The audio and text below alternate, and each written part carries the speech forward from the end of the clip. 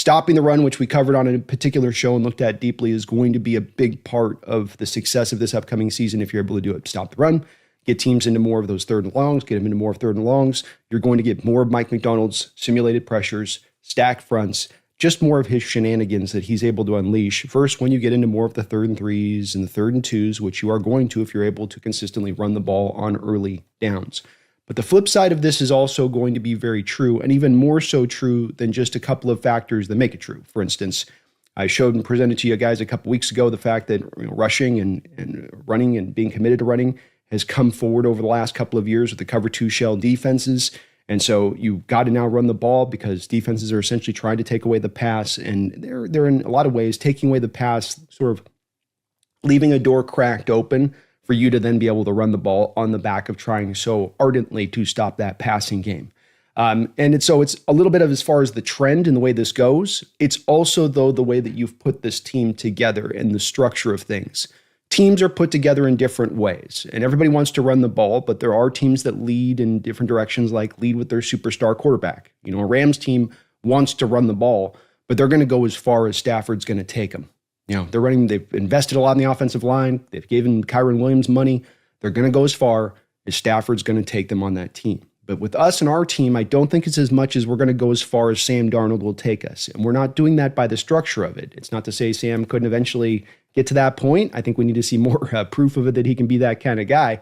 But you're not making this the way that it has to go. And in fact, quite the opposite. If anything, you're sort of relieving a little bit of the pressure off the top of that quarterback versus other teams like a Rams, so it might put more of that pressure on them to have to succeed and carry more of the load to make it happen. So running the ball is certainly important from the standpoint of this is where the NFL is going. This is where NFL teams have to be moving towards right now in order to find success offensively. If you're just going to try to be a pass-happy team that, wants to throw the ball like 70% of the time, where have we seen that before? Where have we seen the results of that come down the pike before? Yeah, we don't want to be doing that again. And so this is yes, all those factors of this is where the trend's going to, this is what you have to do, defense is playing it this way, all of this is very true. But then the structure of it, you're trying to structure your team up to be around the run, to protect the defense, to control the clock, play great special teams. So it comes together on that side of it too. But then we get the extra final part on that, being that this is the Shanahan-Kubiak scheme that puts so much on the ability to run the ball, and that this is such an important part of this offense. And it's kind of ironic, really, if you think about it, because the West Coast offense, when it was originally dreamed up by Bill Walsh and where it operated for probably about 2.5 decades, is that it was an offense that was created to pass to set up the run. So at that time in the mid-'80s, when the Niners kind of brought this into play, running the ball was everybody was running the ball, and it was a 3-yard and cloud of dust. You're going to run on first down, you're going to run on second down, and then maybe you'll pass on third down if you have to. That was kind of a general consensus out there. Well, Walsh came in there and said, why run the ball on first and second down and pound my head into a brick wall because teams expect us to run. They know we're going to run. They're going to get their personnel in there to stop the run. Instead of that, why don't we pass on early downs, get those defenses used to us throwing the ball short and just getting easy, quick completions, and then we will come back to run the ball once we've pulled that defense away from the line and allowed ourselves to be able to actually have some room to operate down there as far as our blocking goes and holes for our running backs to be able to go get free. And now you've seen is the evolution of the sport. Part of what makes the sport so much fun is it's always changing. It's always moving. Even a scheme like the West Coast offense that started like this with the onus upon passing first and then run later on. Many of you remember Mike Holmgren teams in the Seahawks in the early 2000s.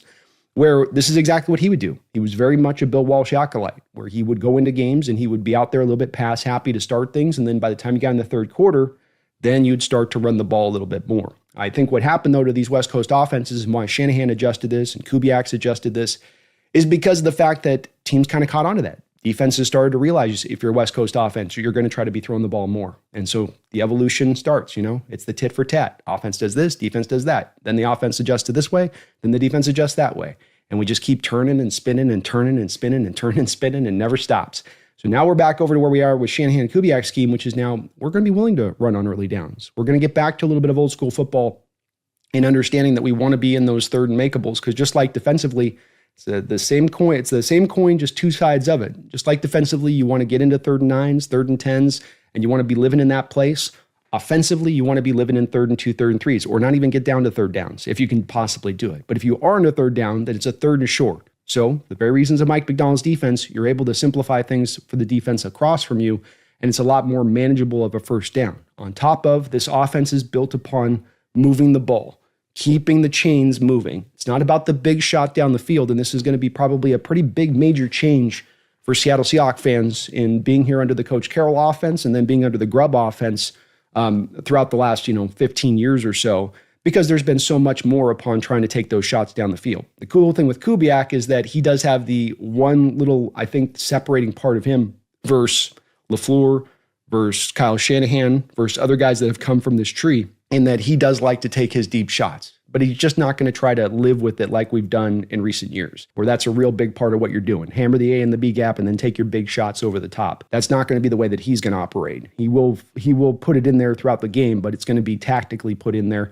not that this is just what we do. It's hopefully catching the defense with their pants down in those kind of situations. But you create that by running the rock. That's what you've got to do here. The commitment's got to be there, and you've got to be effective at it. The good news is there's a lot of reason to believe that they're going to be much more effective at it. I'm going to present some data that hopefully can kind of support this a little bit. But one extra layer that I wanted to put on top of this, and the place where you're going to make your headway in running the ball, is going to be either running it out of that 12 personnel, or you're looking at more of like the 21 personnel type thing, where you're looking at having the 2 backs in a 1 tight end situation, going back to the I formation kind of looks back in the day. These are going to be the 2 type of formations you're going to really utilize to run the ball. And we've definitely utilized our share of 2 tight end sets here recently to a degree.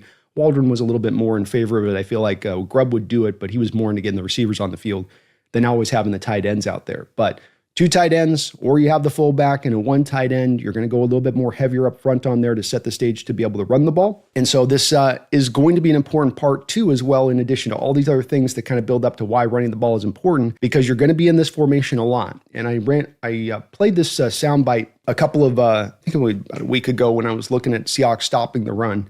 It's a quick little 90-second soundbite from Nate Tice. Nate Tice is, of course, the son of Mike Tice, one of the better tight ends in Seahawks history. For a long period of time, he was kind of the number 1 tight end in Seahawks history for a good many years. Very good, complete player, head coach for the Vikings after his career was over with. And Nate is very well versed in the game. He's grown up the game. He's been in that, been on the coaching staff there in Minnesota, I believe. And so he was taking note a little bit of this 12 personnel uptick that we're seeing. More of the 2 tight end looks out there in the league.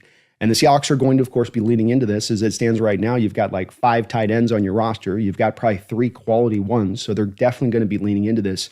But let me play a really quick little note here of Mike, because I think it's such a cool little tidbit here, and it can give you a little bit of a view into how they're going to run the ball this year and find really good effectiveness, hopefully, on the back of it. Tight ends are going to be a thing, and not just a guy or just like one guy getting used in a certain way. Groups of tight ends, the personnel groupings, tight end-centric offenses are going to be a thing this year. And I know tight ends have been the biggest thing, the next big thing since Nam, and I get that, or at least the first Gulf War. But I see just a big push of multi-tight end looks. And because I think the versatility has been unlocked, we're getting more tweeners, and receiving tight ends have more of a role now than they used to, because I think offensive play callers have become more creative. They've realized, we can do this with you and we can't do this with you, but we can find creative ways to make sure we only do the things we can do with you. But last year, 12 personnel, which is 2 tight ends, highest rate of 12 personnel on record since 2013, according to True Media. That's as far back as I can look it up. 22.1%. Only 3 seasons in the last decade have been above 20%. Plays with 2 or more tight ends on the field. So that's 13 personnel, 14 personnel, 22, all this stuff. 7.6% of football plays in the NFL last year featured 2 or more tight ends. That is the highest rate ever. And I can look this one back to 2002. We saw more tight ends on the field than we ever have last year in 2024. Everybody kept saying tight ends are coming, and it finally happened. We've all moved on, but tight ends are here. And there's a real reason for this. Defenses are lighter. Defenses are more comfortable being in sub, being in nickel, being in dime. So this is a way for offenses to get more beef on the field, but not just losing, and not just pure Mercedes Lewis types or Chris Manhurts types, more Trey McBrides, more guys that are in between that could be receivers as well as blockers, more balanced players. So there's a big uptick last year. This is a trend that's been going in this direction over the past couple of years. Over 20% 12 personnel looks, 2 tight end looks last year, but then the additional of the 7-8% with teams in the 3 tight end looks or with the fullback in the field and essentially kind of your I formation sort of looks with your personnel packages you're bringing out. So almost a 30% range that you're going to be operating within this look. Why it's happening is because we have the cover 2 shell, as Nate spoke about. The cover 2 shells come in here. With the cover 2 shell, though, it's come in tandem with defensive fronts stretching out in a really major way. And stretching out at times to create some really off-balance defensive fronts that they've got to operate off of. Seattle does a little bit of this as well, where you've got your 1 tech and your 3 tech, and then you've got your not just wide 9s as far as where they're aligned, which is outside the shoulder of the tackle. They do it an extra step, and they'll, what I call the wide 10, they'll move them that extra yard even further laterally on the line of scrimmage. So you end up with 2 guys in tight, and you end up with 2 guys out wide. Now, when you bring out the 2 tight end sets, at that point, you can isolate on duo blocks, combo blocks, either the edge or you get back to the linebacker because you can double up on the edge essentially, and you can single block the 3 tech or 1 tech in there at that point and create a nice instantaneous hole in there. And that defensive tackle better get there because the double team at the point of attack off the edge is going to get some movement. They're going to get some push down the football field there. Those are going to be 2 pretty good blockers on that edge. Say nothing if the edge is maybe a little bit deficient in stopping the run, that maybe he's out there to rush the passer instead, and now you can really go out and attack that. So when you put the 2 tight ends on either side like that and you get a little bit of the stretching of the defensive line, you can isolate players, especially on those double team blocks. And what's kind of key about this is you're running a lot of, at times, power downhill. So I know wide zone is where the scheme has kind of lived recently with Shanahan and Kubiak and LaFleur, and that they really like a lot of that wide stuff. But we have seen the transition occur over the last couple of years of more of the inside power runs. So you find your combo blocks on an A gap, a B gap run, hammering it right up the middle, and maybe you're not going to get those big 15, 20, 25 yard runs, but you should be able to consistently churn out the 4, 5, 6 yard runs on the back of that because the defense is scrambling. And because, as you've set this up defensively, you've essentially walked up to the offense prior to the snap with your alignment, with your cover 2 shell safeties, and you've said to that offense, okay, look, we're not going to let you beat us deep, number 1. Number 2, we are going to try to restrict your passing lanes, and we're going to try to close those passing windows up as we absolutely possibly can. But then we also know within this that we are leaving a little bit of a weakness then up front. We're a little bit lighter up front to be able to deal with those bodies. And then you get into the gap and a half technique that these defenses are running to try to overcome that, which is tricky. But it does give the offense then that advantage to try to lean into this. And this is where we come to Seattle now. A.J. Barner, good inline guy, very, very good blocker, fairly complete tight end, what he showed for me last year. Noah Fant's not as much of a grade A blocker, but he's passable at it. He can go out there and get that done for you.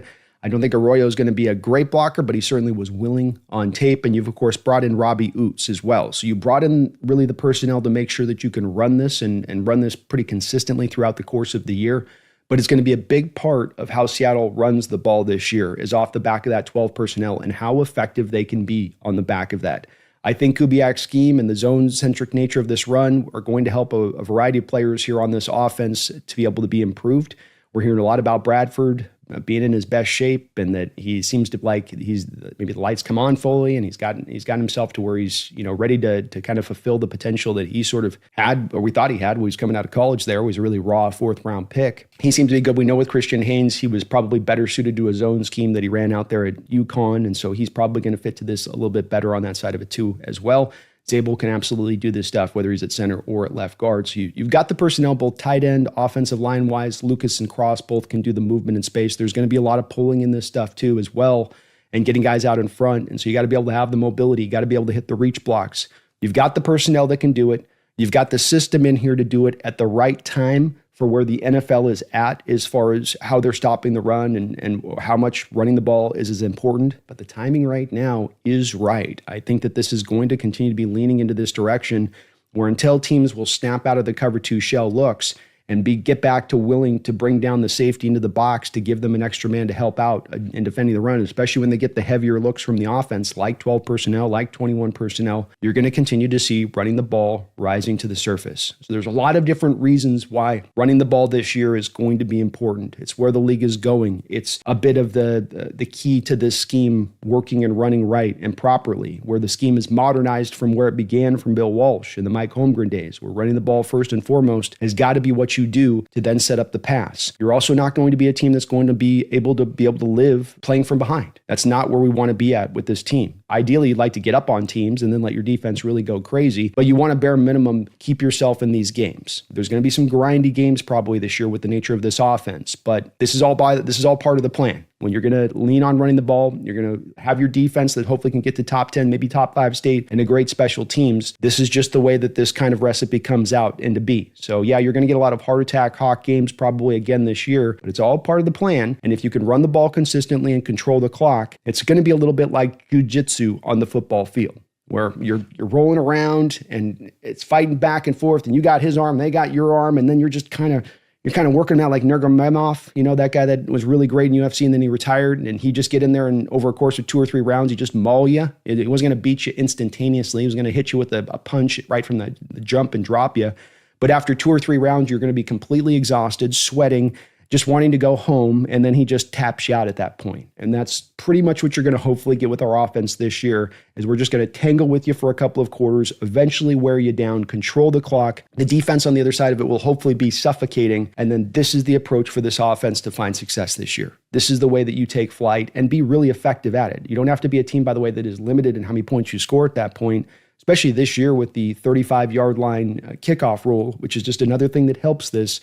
You could run the ball and you can be consistent in that, and then you could be consistent in moving the chains. Couple of first downs now with this new kickoff rule. A couple of first downs every drive. You're in field goal range. And then you have a guy in Jason Myers who's got the 55, 56, 57, 58-yard leg to knock those field goals through. And because the nature of the beast being that there's going to be those tight games, jiu-jitsu on the football field, every point you're kind of scoring, you can just kind of incrementally take yourself up over the top if that's what you have to do in particular games. And what I'm expecting on a lot of these games, that to be the case. Finding some red zone effectiveness, having a guy like Jalen Milroe as a red zone, weapon down there potentially is going to be maybe really huge on this. But all comes back down to running the ball. You can't be pass happy. You can't expect Sam Darnold to be leading this through with his arm, and especially with where your pass protection's been in recent years. Because if you get too pass happy, I don't even think with Shanahan or Kubiak's scheme that he's going to be able to correct or fix the pass protection stuff if it ends up going into that direction of things. So all roads lead back to you've got to run the rock this year. It's not a matter of optional. It's not a matter of, well, if we can get around to it, or we'll kind of keep a little bit of balance, but we really want to throw the ball. You've got to run this year. Got to be what you do, and you got to be effective at it. And if you're not, the team is not going to get particularly far.